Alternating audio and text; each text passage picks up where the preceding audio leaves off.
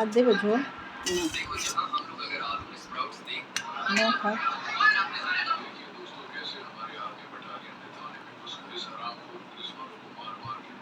কেমন ভালো শুধু ভালো বললে হবে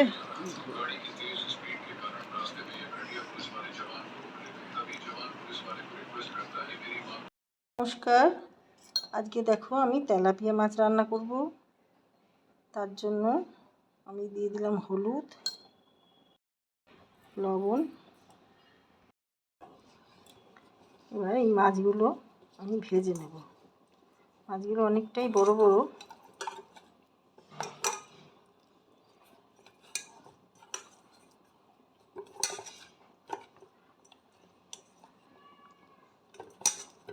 এইভাবে নুন হলুদ মাখিয়ে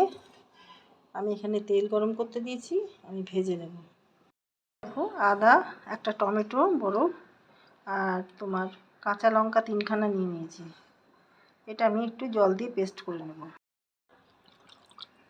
তেলটা গরম হয়ে গেছে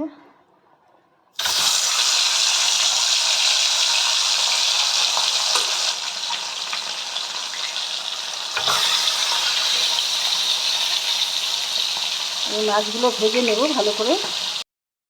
দেখো মাছগুলো আমি উল্টে দেবো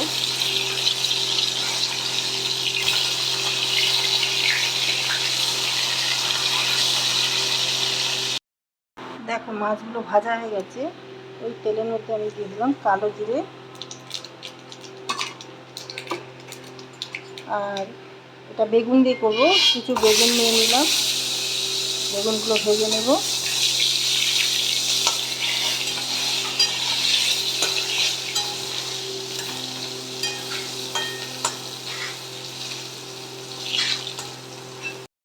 দেখো বেগুনগুলো আর ভাজার দরকার নেই এবার এই মশলাটা দিয়ে দেবো মানে টমেটো পেস্টটা আর কাঁচা লঙ্কা আদা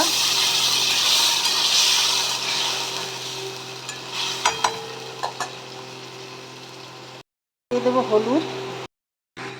নুন দিয়ে দিলাম পরিমাণ বুঝে অল্প একটুখানি আমি চিনি দিয়ে দিলাম টেস্ট ব্যালেন্স হওয়ার জন্য তোমরা স্কিপ করতে পারো দেখো একটু দিয়ে দেবো আমি কাশ্মীরি লাল লঙ্কার গুঁড়ো কালারের জন্য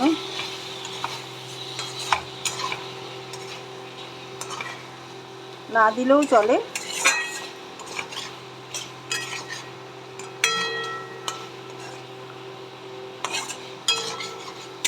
দেখো মশলাটা হয়ে গেছে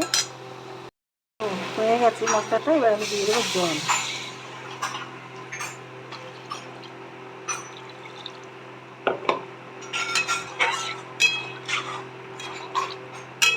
এবার ঝোলটা ফুটতে দেবো ঝোল ফুটলেই মাছগুলো দিয়ে দেবো দেখো এবার আমি মাছগুলো দিয়ে দেবো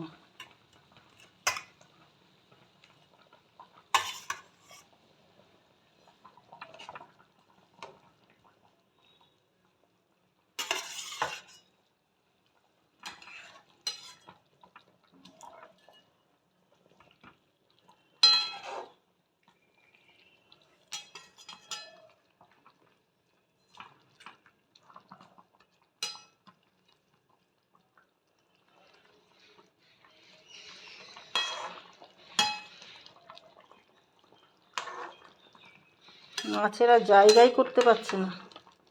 আর বেশি জল দেওয়া যাবে না এবার আমি ঢেকে দেব দেখো মাছের ঢাকনাটা খুলে দিলাম মাছটা হয়ে গেছে এবার আমি ধনে পাতা দিয়ে দেবো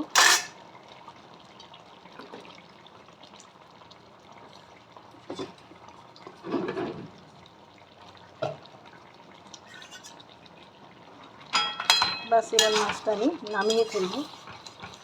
একটু মাখা মাখা খুব সুন্দর